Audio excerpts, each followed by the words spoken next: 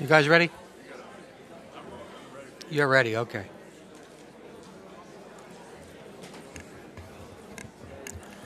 Okay, we're going to get started now.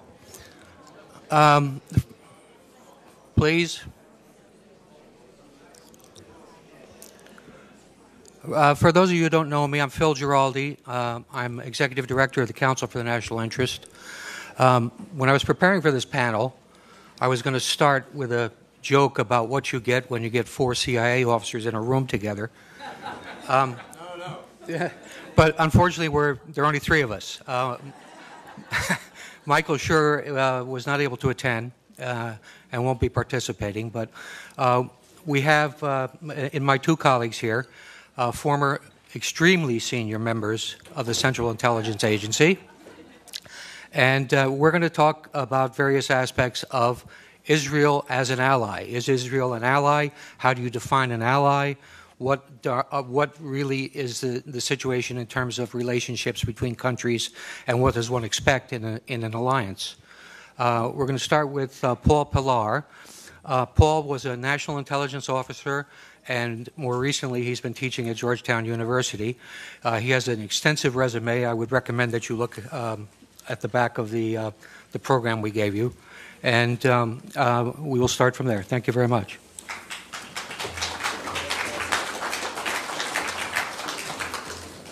Let's consider the question of what is an ally. At a minimum, I'd say it involves a certain coincidence or congruence of interest between 2 countries.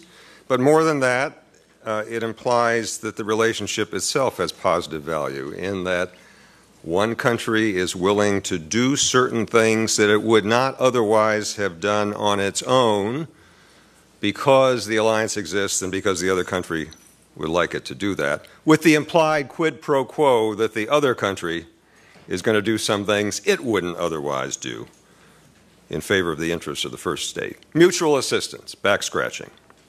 Now, if you look at the U.S. Israeli relationship, with regard to coincidence of interest, there clearly are, first of all, some interests that we have in common with regard to our domestic social and political structure for the dominant part of the population in those territories controlled by the Israeli government. Liberal democracy in general prevails, and that is a significant statement in the Middle East where it generally does not prevail. And we do have some shared concerns with our Israeli friends with certain forms of violent extremism that consider both of us as enemies. But the coincidence runs into some limitations. With regard to the internal political and social structure, the whole concept of a state being defined in terms of a particular dominant religion or ethnic group is, of course, foreign to the way we look at things here in the United States. And as far as having common adversaries is concerned, I think here I would say, although we certainly share a lot of the same violent adversaries, some of the aspects of the Israeli approach for dealing with them are not ones that we would share and not ones in U.S. interest. For example, it is not in U.S. interests to have had a strangulating blockade of the Gaza Strip as a way of dealing with Hamas, which Israel considers a sworn enemy of itself, not to mention things like Operation Cast Lead and what that has done in the Strip. And if you consider as one of the major objectives of the current Israeli government the continued control of the West Bank, as it clearly is, that also is something that is not in U.S. interests and has little to do with fending off the violent adversaries that we may share. So I think we have to look at that other aspect of alliances, the mutual assistance, what each side does for the other that they would not otherwise do. Certainly in one direction, that is to say what the United States does that it would not otherwise do on Israel's behalf, there's an awful lot. And we can start with the approximately $3.1 billion in assistance each year. I know this has been mentioned earlier in the day, but let's just review some of the bidding.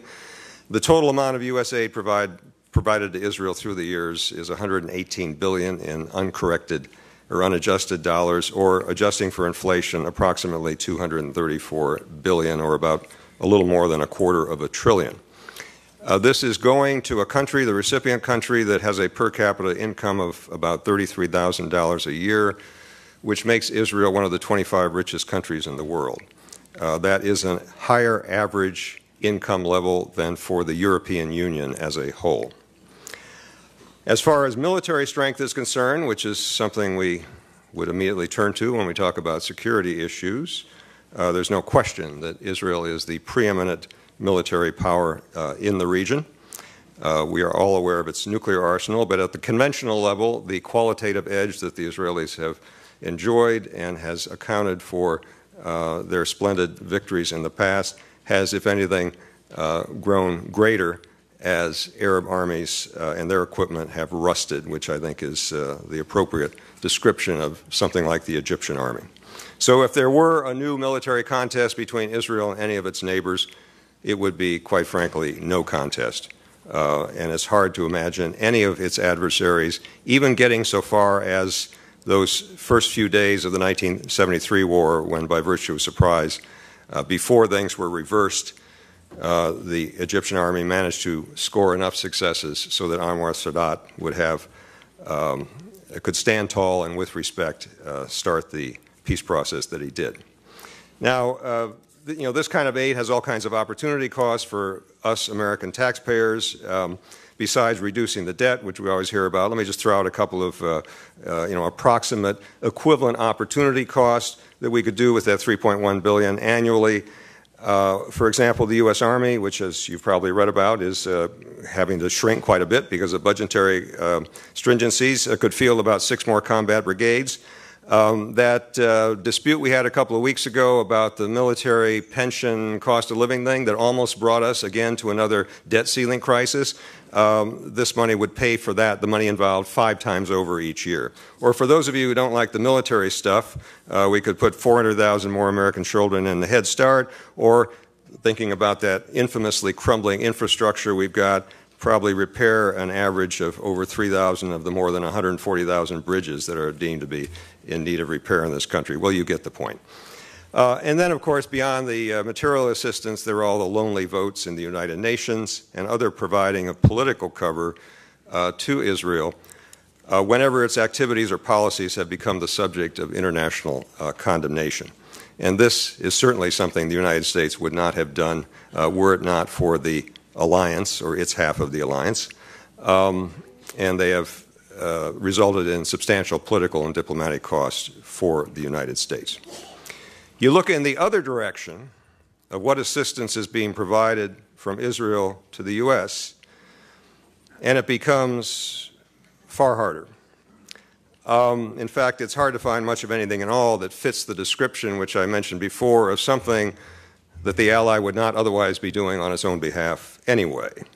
One sometimes hears, when this question comes up, references to things like science and technology cooperation, especially with regard to military technology, and clearly we have had that with the Israelis, but almost all of this is either things that Israel would be doing on its own because it's in its own interest to do it, with the United States not necessarily a factor, or it's something where the cooperation could take place, and probably would take place, without the extraordinary nature of the relationship that results in all of the material and diplomatic support going the other way. The traditional kind of thing that we think of, first of all, when we think of allies in the security context, is fighting on behalf of the interests of someone else, just like our American allies, and we and our Americans have fought alongside our allies from Britain and Canada and the world wars and that sort of thing. And here we don't get any benefit at all. It's been less damaging for the United States for Israel to stay out of our fights, and this was dramatically demonstrated in, for example, Operation Desert Storm back in 1991, when we made it absolutely clear we don't want the Israelis to get involved in that fight because it would be more politically damaging for us if they did. And that underscores the extent to which the relationship on security matters has been more of a liability than an asset. I think probably the principal set of liabilities, this is something Mike Shorter would have talked about if he were here, so let me just say a couple of things about it, is the extremist and terrorist reaction to what is widely seen, not just by extremists and terrorists, as the United States being the chief patron and facilitator of Israeli behavior and policies that are subjects of hatred and controversy, specifically the continued occupation of Palestinian land, and such uses of force as Operation Cast Lead in the Gaza Strip. General Petraeus, a couple of years ago, made a statement about this when he was still wearing the uniform, I think before he became the CIA director, which he quite pointedly expressed the judgment, with which I agree, that the United States has been paying a substantial price because of this particular association with the policies of another state, and that the price we see comes up again and again in, say, interrogations of captured terrorists or would-be terrorists when they are describing their motives. And there have been a variety of gripes that we hear through the years, and this includes some of the people here in the United States, the Times Square bomber and people like that. But the one theme that comes up again and again and again and again is the unresolved Palestinian issue, the Israeli role in it, and the U.S. role in backing Israel. But the concept that Israel is an ally of the United States is, of course, firmly embedded in American political discourse. And this enables the government of Israel to use the relationship in another way that doesn't always benefit and more often is detrimental to U.S. interests. The security of one's ally, after all, is supposed to be a concern of oneself. That, again, goes back to the basic concept of an alliance. And so anytime the label of Israeli security gets applied to something, then the U.S. is induced to follow certain paths that it might not otherwise follow and might not be in its interests. And this is something that the Israeli government does repeatedly for other purposes, particularly ones having to do with those controversial issues about the occupation. For example, in all the discussions about the West Bank and what might be done about that, we hear the Israeli demand, among many others, of course, to maintain a military presence indefinitely in the Jordan Valley, with the rationale being that it has to be a form of protection against some sort of unspecified threats coming from the east. And if you start thinking that through and asking yourself, well, just what is the threat that would come from the east? Is King Abdullah in Jordan going to fire up his old tanks and go across? Are the Iraqis going to go across Jordan, and are the Iranians going to go across Iraq and Jordan to launch some kind of invasion? Well, it's fanciful and, quite frankly, a bit ludicrous. And moreover, given the qualitative advantage, not to mention the intelligence prowess and so on of the Israelis, any Arab legion that started wading across the Jordan River would be crushed before it had a chance to dry its feet, even if the Israelis were not in occupation of the West Bank. And another important dimension is, if we really are concerned about Israeli security, the occupation is a net minus rather than a plus for Israel, insofar as it constitutes, number one, a major preoccupation and drain on resources for the Israeli Defense Forces, who have to worry not just about fanciful things coming across the Jordan River, but other things that might be real threats. And also because of the hatred and the reaction that sometimes takes terrorist and violent forms because of the occupation. Now, something somewhat similar is happening with a very salient issue today, and that's the Iranian nuclear question. Now, there is no doubt that there is a lot of genuine concern in Israel, and I'm talking about the population, not just about the government, about the specter of an Iranian nuclear weapon. But if that were the only motivation here, then the government of Israel would be supporting the current negotiating effort, which is clearly the best chance that the world has had in the last 30 years to cap and control the Iranian nuclear program in a way that would give us the assurance that it's going to stay peaceful. Just look at what was achieved with the preliminary agreement, the so-called Joint Plan of Action that was negotiated with the Iranians and completed last November. That alone, even if it were just extended indefinitely, got most of what we need to get in terms of enhanced inspections, in terms of putting a cap on the low-enriched uranium, in terms of doing away with the medium-enriched uranium, having restrictions on any further advances that mean anything at their nuclear reactor, and so on and so forth. And yet the government of Israel, far from supporting these negotiations, has been doing everything it can to sabotage and undermine them, including promoting legislation in this country that would have that effect.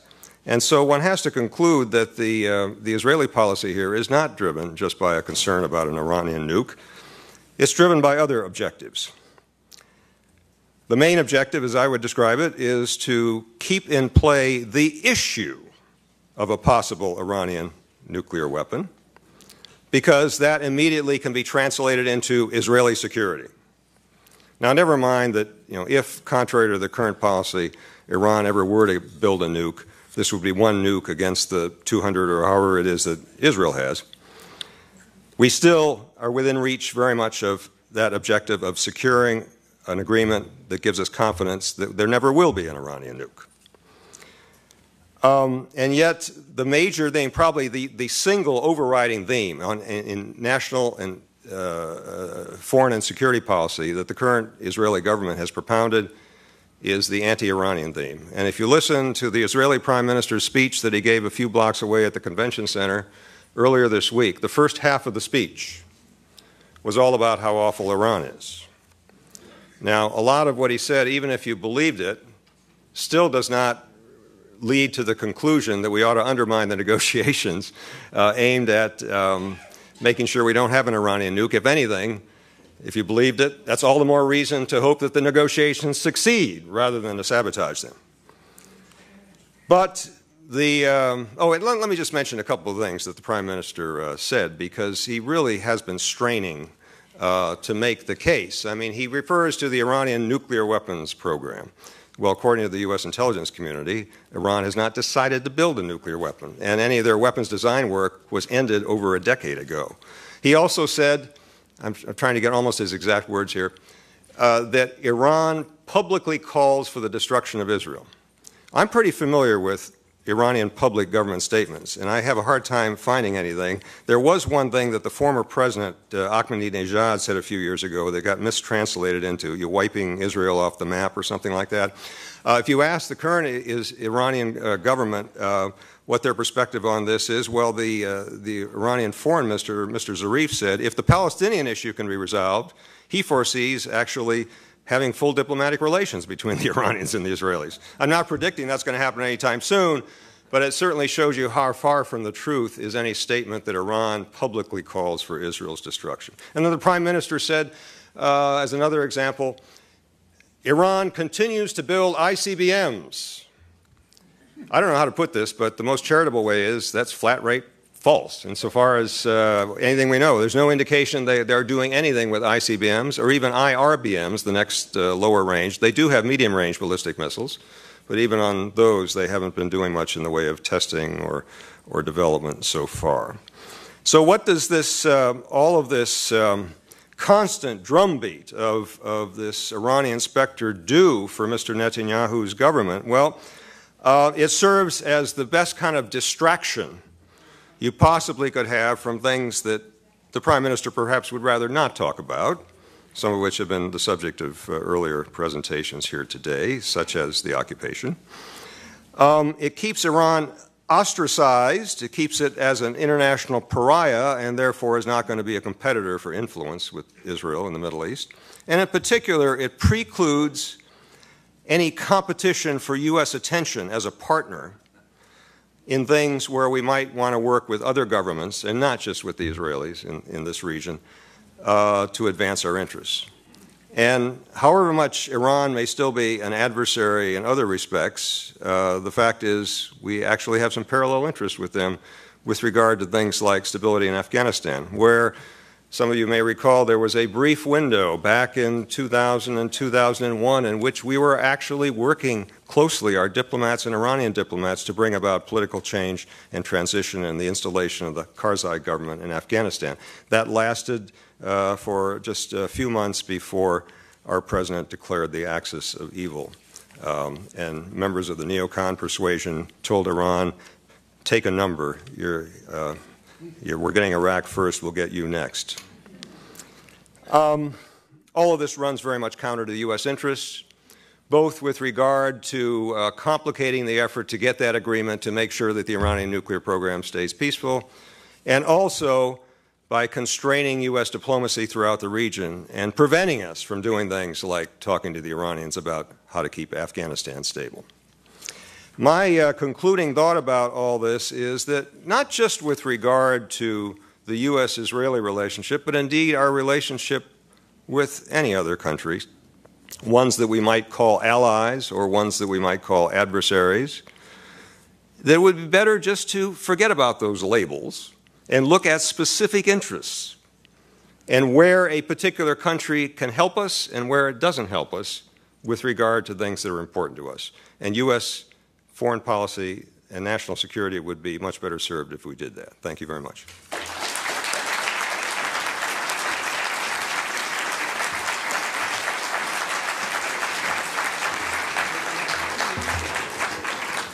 Thank you, Paul. Our next speaker is Ray McGovern. Ray, when he was at the agency, worked on national intelligence estimates and also the Presidential Daily Brief. Very high-level analytical work. Ray is also the founder of Veteran Intelligence Professionals for Sanity.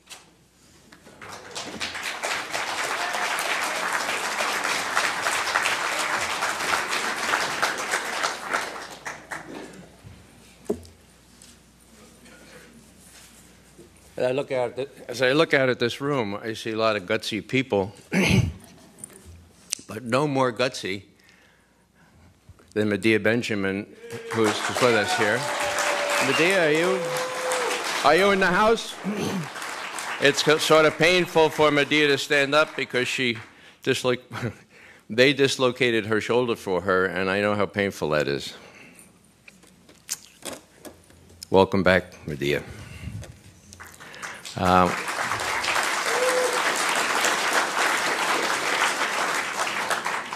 Is Ann right? Are the others still camped out on the tarmac there at Cairo Airport, or have they been able to get into Gaza? The ones in the airport have all been deported. Ann Wright is one of the few that actually got into Cairo, and she is still there but not able to go to Gaza. Not able to go to Gaza. You're going to Gaza for International Women's Day, correct? Yeah. So there are lots of people that give me a lot of courage, you know. Really, I see a lot right out here.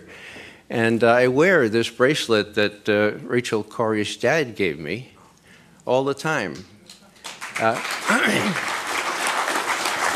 So I like to say, Rachel Corrie, presente. Huh? Presente. And all it says is Rachel Corrie, April 10, 1979, March 16, 2003. Anybody see any significance to March 16, 2003? When was that? Right, 2 days before the war started. Why do you suppose they did it then? Why do you suppose the Israeli bulldozer was given the go-ahead to run over Rachel and then the instruction to back over her to make sure that her back was broken? Because they knew that war was brewing, the headlines would be dominated by the war, and that if Rachel Corrie's assassination or her murder made the back pages, they were lucky, and of course, they were right. A very cynical calculation. The other person that I would simply call attention to is Alison Weir, who has faced her own bulldozers, figuratively speaking so far at least. And, you know, there are a lot of people facing bulldozers out there. They give me a lot of courage, and when I look at this bracelet, I say, well, if Rachel Corrie can do that, I can do whatever I feel called to do. Is Israel really a U.S. ally? Well, if you look at the dictionary, there's a definition for ally. And it says an ally is a country with whom your country has a mutual defense treaty. Oh, wow. Is that too literal? Well, I was speaking to a bunch of congressmen one time, congresspeople, I said, hey, these are lawmakers. They should probably know that Israel is not our ally. And for them to keep talking about our ally, Israel, our ally, well, you know, juridically speaking, without a mutual defense treaty, that's not quite right. It's not quite right, okay? Now, that's the first point. The other point is simply that in after the 1973 war, where the Arabs did attack Israel, there were all kinds of plans as to how to prevent this from happening again. And some of my former colleagues were involved in taking soundings among high Arab leaders and so forth. And the idea was, hey, maybe we'll offer Israel a mutual defense treaty, and then, nobody try that again. So we broached it to the Israelis. This is not widely known.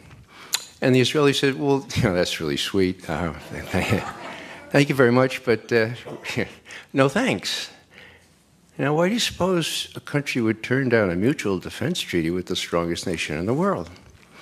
Well, treaties require mutually internationally recognized borders. And that's kind of sticky wicket there, The other thing is the treaties usually require, as Paul said, sort of a modicum of sharing of information. If you're going to attack another country, you should really let your ally know, well, by the way, next week we're going to attack Syria, or next week we're going to, And the Israelis didn't want to bother with that, because it's far easier for them, in their view, to ask for forgiveness rather than permission. You probably have heard the old saw that some people wanted to make Israel the 51st state. And Likud objected vehemently, saying, no, that would mean we'd only have 2 senators. Now,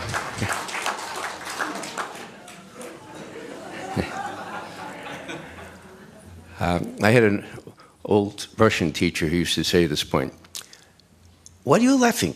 Who are you laughing? This is nothing to laugh, okay?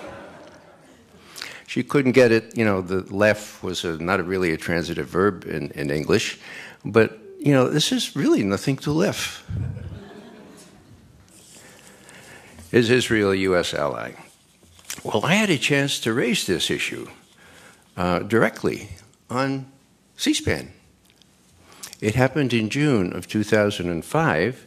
The scene was John Conyers' room that they gave him for a briefing on the Downing Street memo. Now, the Downing Street memo was published in the London Times, no left-wing rag, the London Times.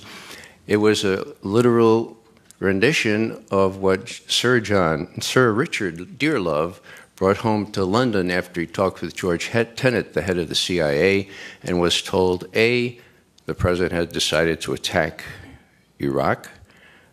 2, it would be justified by the conjunction of terrorism and weapons of mass destruction. Translation, we're going to say that Saddam Hussein has all manner of weapons of mass destruction, and he's going to give them to terrorists. And then the crowning sentence, the one that intelligence analysts or investigators, sort of pine after, lust after, quote, and the facts and the intelligence are being fixed around the policy. Hello? Genuine document acknowledged as authentic by Tony Blair and others. And so there it was. Guess what? The media really didn't, they missed it. The American media missed it. And by the time Conyers got this little rump briefing, he couldn't call it a hearing because he wasn't in the majority, in the bottom of the Capitol, that was 6 weeks after the publication by the London Times. So finally, the day before the meeting, Conyers and I were on Amy Goodman. And luckily, I had a chance to look at the Washington Post that morning, and sure enough, they broke their silence. And what they said was, what's this big deal about the Downing Street memo? We knew all that stuff all along. I couldn't believe it, They knew all that stuff all along, and yet they were cheering for the war. Well, during the course of that briefing, I had a chance to answer some questions.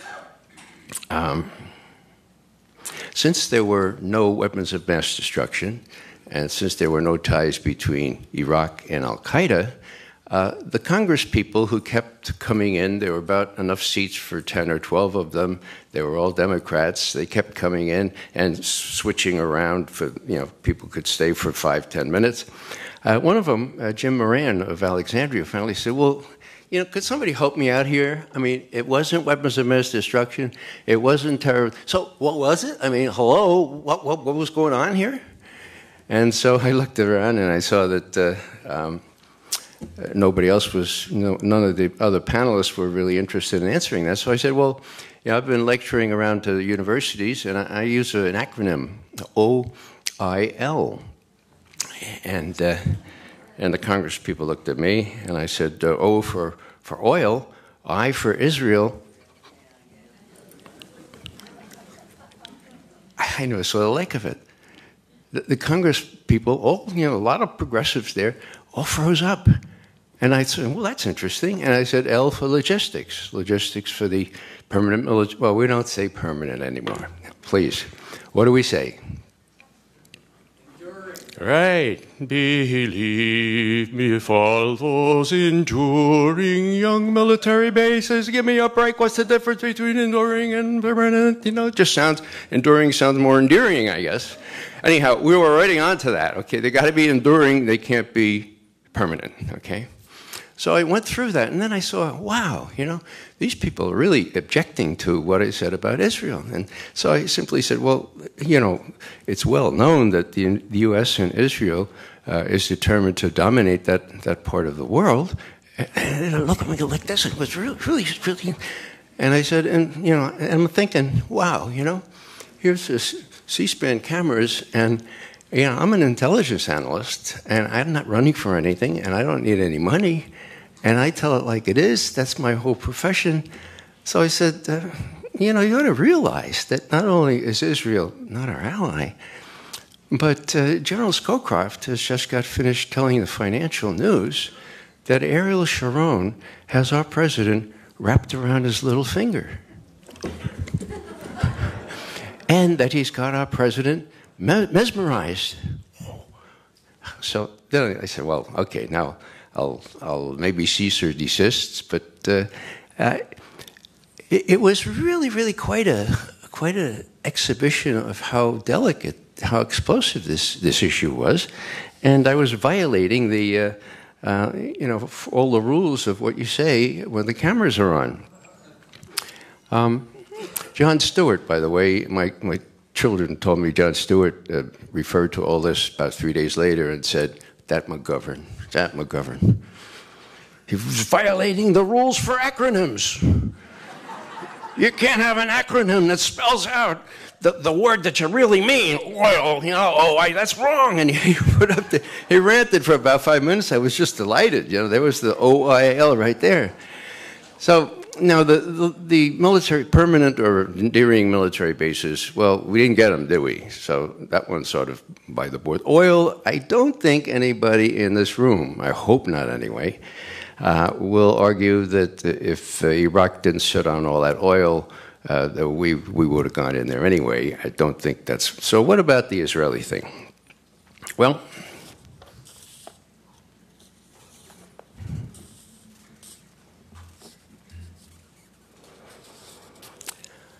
my experience, I think, was worth 1,000 words.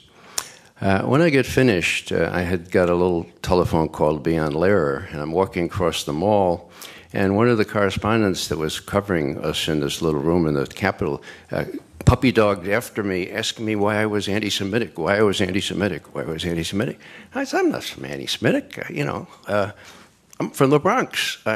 My father has an honorary degree from Yeshiva University. What do you mean it's Semitic? Well, the next day, the press, of course, rang several changes on this theme. What I had said was anti-Semitic. And sure enough, 3 hours after I had finished testifying, the 3 representatives from New York City and thereabouts issued a statement, said, this is terrible. What McGovern said was anti-Semitic. Who's trying to dominate this part of the Middle East? Of course, not us. And that he should be upbraided for what he said. So that was the tenor of the reaction. And I guess I shouldn't have been surprised, and I was glad that I wasn't running for office or that I didn't need any money, So then what happened was really interesting. Howard Dean, head of the DNC at the time, he issued a statement, the same statement as came out of the Congress people from New York, who incidentally said if we were in the room, we would interrupt him on that, because they were in the room and they didn't say anything. They were just too shocked. So Howard Dean did the same thing. And I'm saying, well, that's odd, you know. Here's Howard Dean. You know, he blew his chances because the media did a job on him. He, at one point, made a point of saying, well, you know, we might be just a little bit, maybe not really even-handed, but a little bit more even-handed on Israeli. And so they did a job on him, and now he's criticizing me for being anti-Semitic. So 2 days later, a friend of mine called from Dallas, and she's very high in the Democratic Party there. And she said, Ray, you know, I was just with Howard Dean. He's doing a fundraiser out here. It was amazing. I said, hey, what'd you think about that Downing Street memo hearing? And he said, oh, it was awful. It was terrible. It was awful. She said, what do you mean? They had the goods on Tony Blair and Bush, and they're lying. He said, no, I mean that anti-Semitic guy. She says, you mean Ray McGovern? Yeah, I think he's a good friend of mine. Well, he may be a friend of yours, but he caused me all kinds of problems. I had to come back in, interrupt dinner, come back in, answer phone calls from all the usual suspects. And no, look, these people are the real deal. Okay, not a little punk, you know, $1 million here, $1 million like in Dallas. These are the real deal. This is Foxman and everybody else. So look, you know, he gave me all kinds of problems. You know, he's a real anti-Semite. Now, what was my reaction to that? Well, I know Howard Dean. I used to caddy for his parents.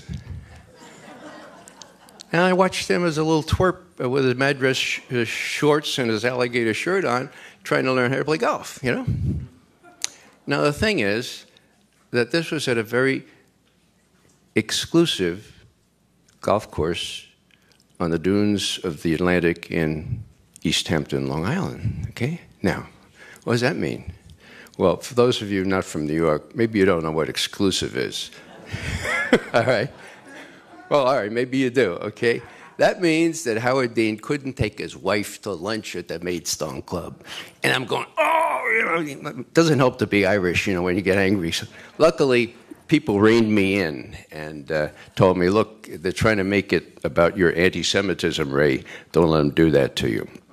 What's the point here? Well, the point, I guess, is that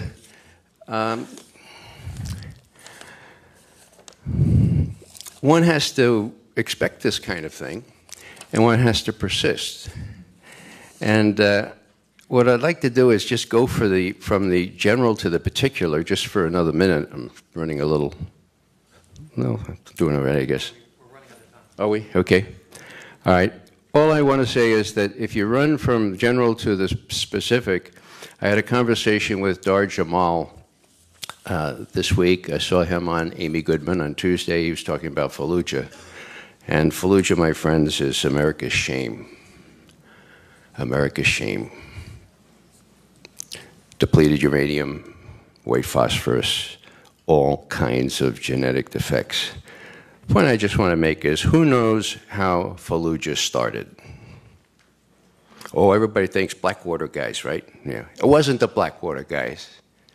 It was the assassination of Sheikh Yassin, a blind, old, crippled cleric in Gaza, he was a spiritual leader of Gaza, by the Israelis on the 22nd of March, 2004. That's a week before those Blackwater guys got misdirected, and 2 days later, they were killed and then dragged through the streets, okay? And then 3 days later, the U.S. started what the UN representative called reprisal raids on Fallujah. That's what happens when people identify the United States with the kind of assassination techniques that the Israelis are doing. I want to close now and simply refer to one of my favorite prophets who was mentioned before, Rabbi Abraham Heschel, who said, when injustice takes place, few are guilty, but all are responsible. So He added, indifference to evil is more insidious than evil itself. Indifference to evil, more insidious than evil itself. So if Barack Obama and John Kerry are indifferent to evil, we can't just say, oh darn, you know. It's really up to us, folks. It's really up to us.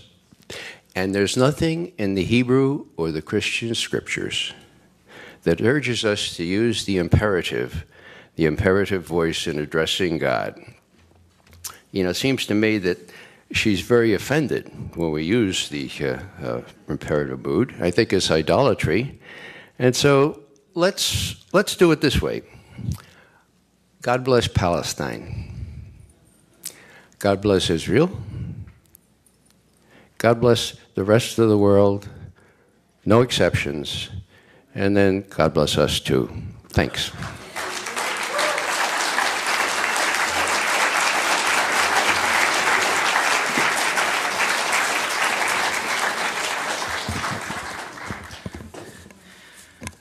Thank you very much, Ray. I don't think I can compete with that. I mean, that was theatrical. Instead, I would like to go a bit beyond the comments that both of my colleagues have made and suggest not only that Israel is no ally, but also that it is actually not a friend, because it does actual damage to the United States through using its considerable access to Congress and the media to promote policies that are good neither for the United States nor for Israel. I'm sure you've all heard the expression that a friend does not let a friend drive drunk. Well, the United States has been driving drunk for quite some time, and that dangerous behavior has to some extent been encouraged by Israel and its many supporters in Washington. Israel might or might not have been an actual enabler of the disastrous American invasion of Iraq, but it is undeniably true that American officials extremely close to the Israeli government were behind the rush to war and the forgery of phony intelligence that fed the process. If the United States goes to war with Iran in the near future, it will not be because Tehran actually threatens America. It will be because Israel and its powerful lobby in the U.S. have succeeded in creating an essentially false casus belli to mandate such action. Prime Minister Benjamin Netanyahu, who once commented that 9/11 was good for Israel, has repeatedly sought to commit our government to draw red lines that would narrow options for the White House and de facto require it to take action with the military against Iran. Congress is meanwhile advancing legislation that would commit the United States to intervene militarily in support of a unilateral Israeli attack, meaning that Israel could easily be empowered to make the decision on whether or not the U.S. goes to war. Nothing relating to Israel is quite like the U.S. interaction with other countries. Delinda and Janet have outlined the dollar costs and special financing arrangements that go to support Israel, measures that are not in place for any other nation. Congress also approved on Wednesday, as part of the United States-Israel Strategic Partnership Act by a vote of 410-1, an Israeli exemption from the reciprocity mandated by the so-called visa waiver program. Israelis will be able to travel freely to the United States, while their government will be allowed to refuse entry to American citizens. This is a privilege that is granted to no other country. One congressman has recently even introduced a bill to cut off federal funding for any academic organization that engages in boycotting Israel. Boycotting other countries is okay. Israel interferes in American elections, most recently on behalf of Mitt Romney. It has corrupted our Congress. Its head of government publicly rebukes our own head of state. Government ministers insult and ridicule John Kerry, and its intelligence officers actually provide alarmist and inaccurate private briefings for American senators on Capitol Hill. I also would not doubt that Israel, accustomed to behaving with impunity towards its alleged friend and patron in Washington, might manufacture a pretext to draw the U.S. into a new conflict. something reminiscent of the Lavon affair in Alexandria, Egypt in 1954, or the false flag attack on the USS Liberty in 1967. Israel currently strongly supports using force to intervene in Syria, a proposition that is opposed overwhelmingly by the American public. In short, Israel has no reluctance to use its enormous political and media clout in the U.S. to pressure successive administrations to conform to its own foreign and security policy views. One other very good reason why Israel should not receive billions of dollars in military assistance annually is its persistent espionage against the United States. Grant Smith has described how Friends of Israel stole enriched uranium from a Pennsylvania refinery to create a nuclear arsenal.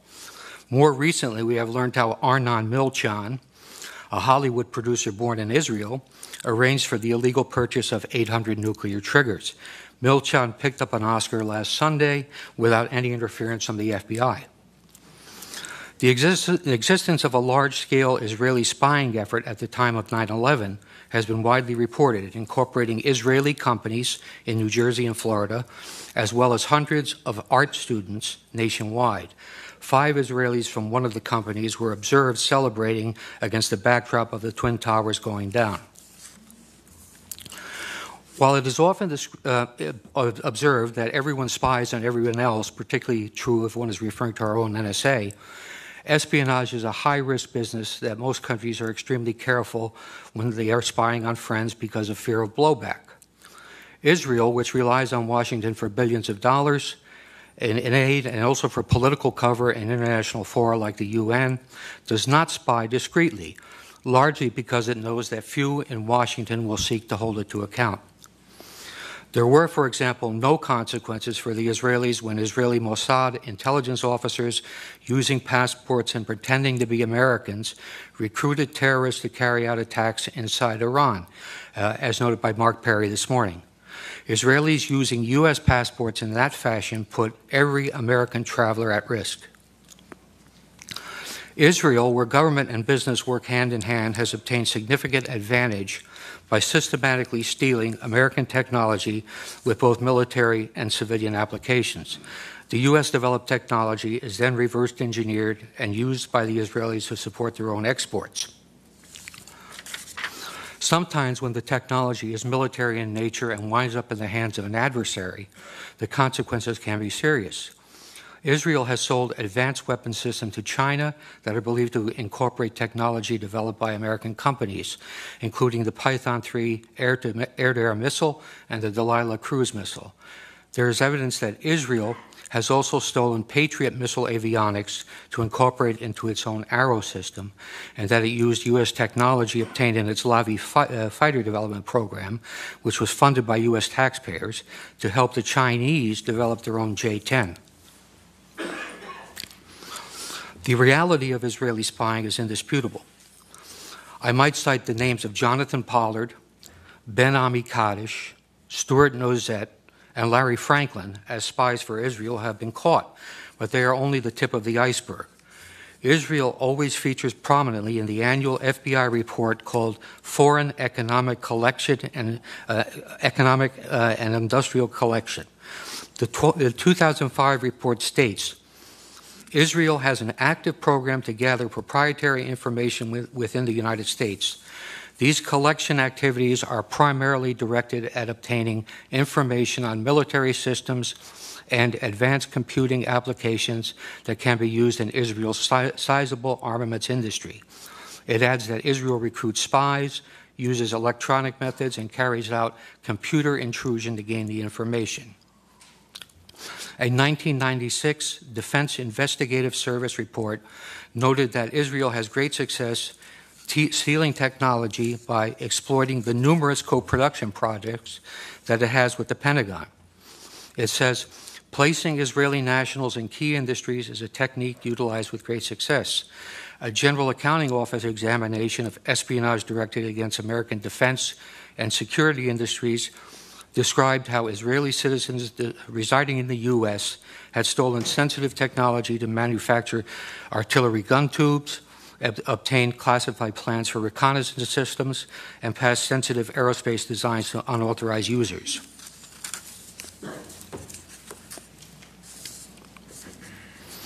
The GAO concluded that Israel conducts, and this is a quote, conducts the most aggressive espionage operation against the United States of any U.S. ally.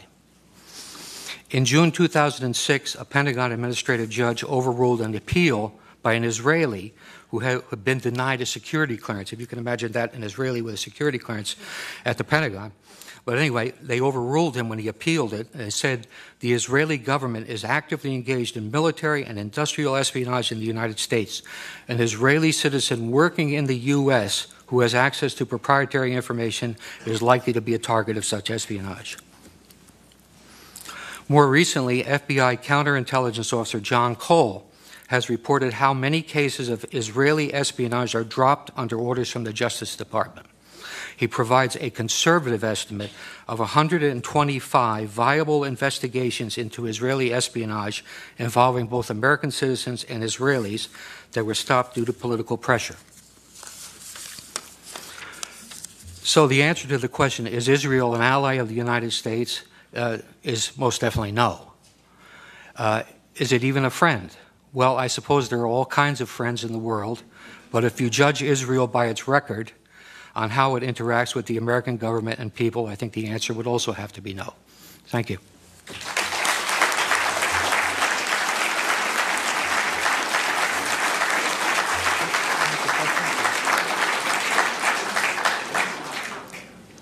Do we have time for questions or a few?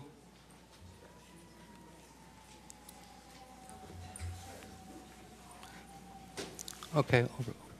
Well, all right, okay. Why is there so little publicity about, excuse me, Israel's proliferation of nuclear weaponization technology for almost 20 years to the South African apartheid regime? There's one book that was written about it, The Unspoken Alliance, by Sasha Suransky-Polakov, but other than that, I never see anything anywhere.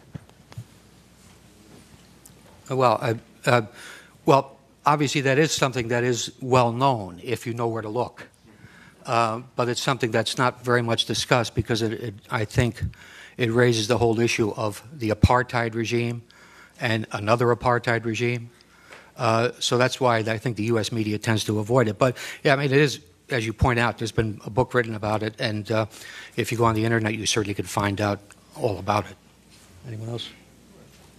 I think there are still some uncertainties about, exactly what was happening back then. We had the famous detection by a U.S. satellite of an apparent nuclear test, off of the coast of Africa. But I don't think the definitive history has really been written, and it may never be written because there's simply still some unknowns about that.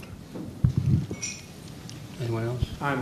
It's Ty Berry from Code Pink. I'd just like to point out or ask the question of, in 2009 when we went to Gaza to see the catastrophe that took place and the murder in Gaza, just when President Barack Obama was elected, it seems to me that it's quite a coincidence that that happened while he was just taking the office of the presidency. And if you could, from your expertise, shed a little light onto that.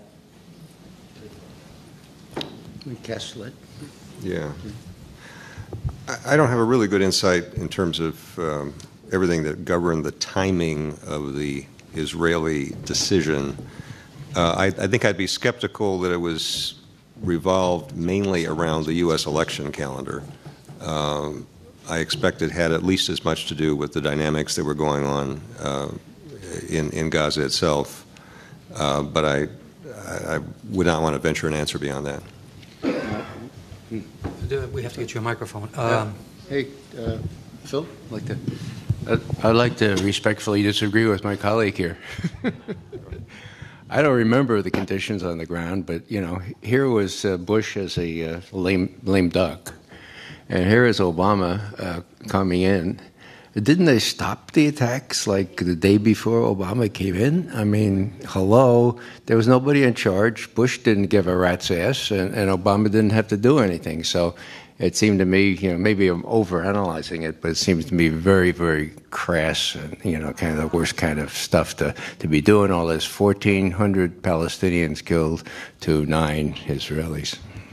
Yeah, it would seem to me it would be logical that it was a test. Anyway, Where's the mic? Who's got it? Oh, okay. Sorry. Over there. Hi. My name is Wael Khouri. I'm a Palestinian refugee in Lebanon. I've lived all my life in Lebanon.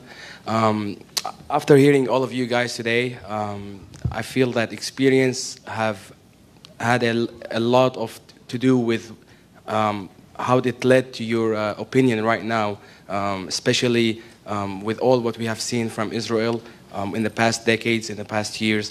Our experience too have showed us to led us to be aware of the great deception of the state of Israel that had on us, the Palestinians, and not only us, on every country in the world. My question is, are we looking for a new or for another national summit to reassess the relations with Israel and reestablishing the relations with Palestine? Thank you. All right. We'll try to oblige you. All right. Where's the mic now? Yeah.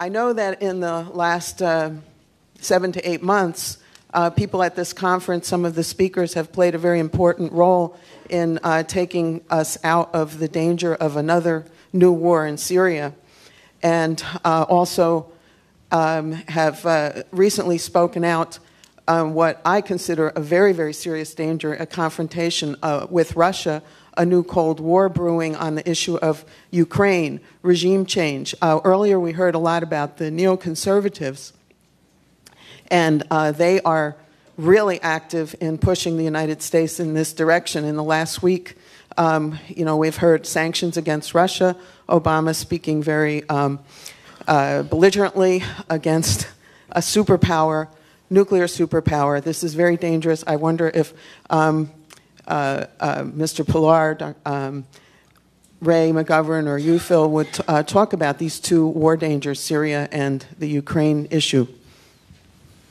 Paul, you're probably best qualified.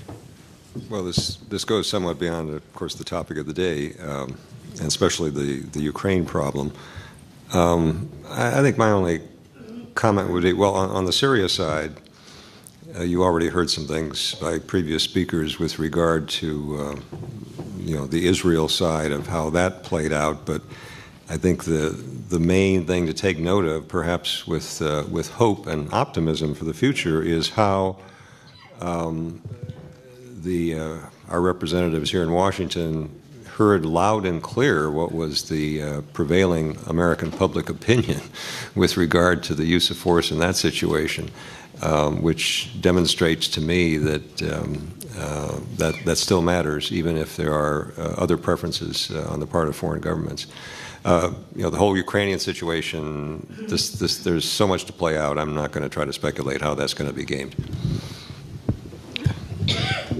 Paul, Phil, would like to say a word?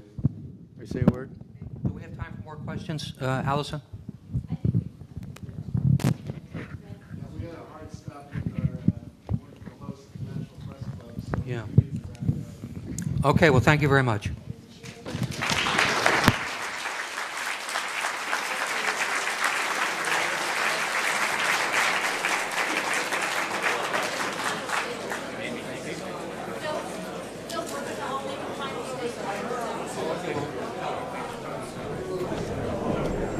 If you would just hang on a minute, we're going to make some final statements about what we think is the steps that we might be able to take.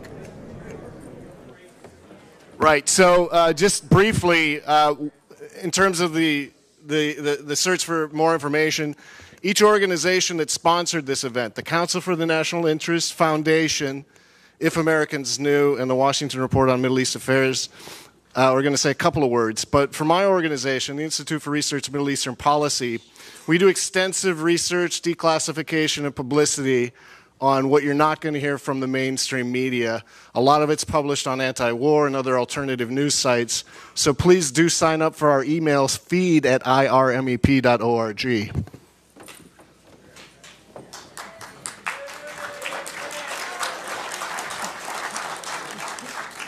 Hi, I'm Allison Weir, and I'll let Phil have the honor of speaking about CNI. I'll talk about If Americans Knew. What we mainly do is it's sort of a journalistic think tank. Our view is to get the facts out to the American public as effectively, compellingly, and accurately as possible.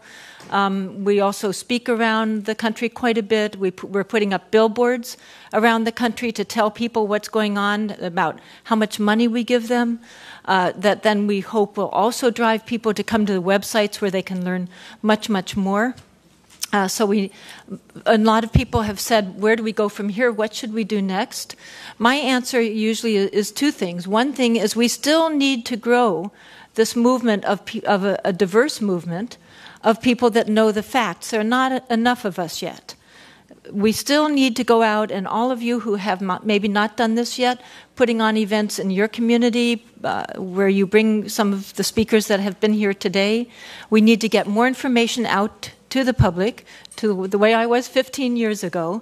And then my view is we stop, my view, this is, we all are different organizations, but I believe we should stop all aid to Israel immediately. That would be my view. Thank you. And one final statement. Congressman Paul Finley is a courageous and principled man who has been working on this issue for so many decades. And I believe that he came up with a truly brilliant and innovative concept in the idea of executive order, having the executive make an order. That gets around the great dominance and influence in Congress. So those of us that may feel we don't want, who are not excited necessarily about a two-state, and that feel it should be a one-state solution, this executive order idea is something that could also be used in that realm.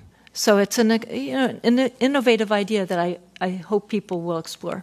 Thank you. Hi. I would encourage everyone to subscribe to our magazine, The Washington Report on Middle East Affairs, and there are copies here, and go to our website, wrmea.org.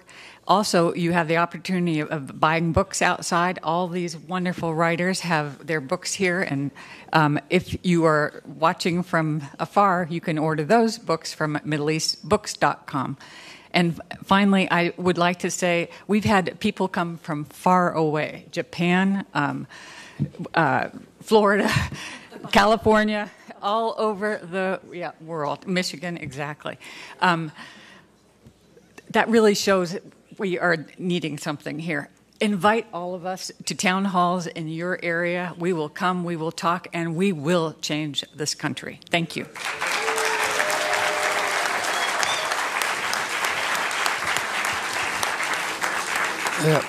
Council for National Interest, as the name implies, is about national interest. And the thrust of the arguments we try to make is that the U.S. national interest has been sacrificed, that the United States and all Americans, all of you in this room, are the real losers as a result of this policy. So that's what we like to talk about. Our website is www.cni online. As for what we should do next, I would recommend that all of you write to your congressman. If congressmen receive 20, 25 letters, they will take the issue seriously. Write letters to your newspapers. If they get enough letters, they'll start to print them. If you go to church or synagogue, raise these issues there. Churches and synagogues will, in fact, respond. So I would say there are a lot of things you can do. And I say the biggest thing you can do is join us again next year when we do this again, and bring all your friends, and we'll get a much bigger room, and we'll party for 2 days.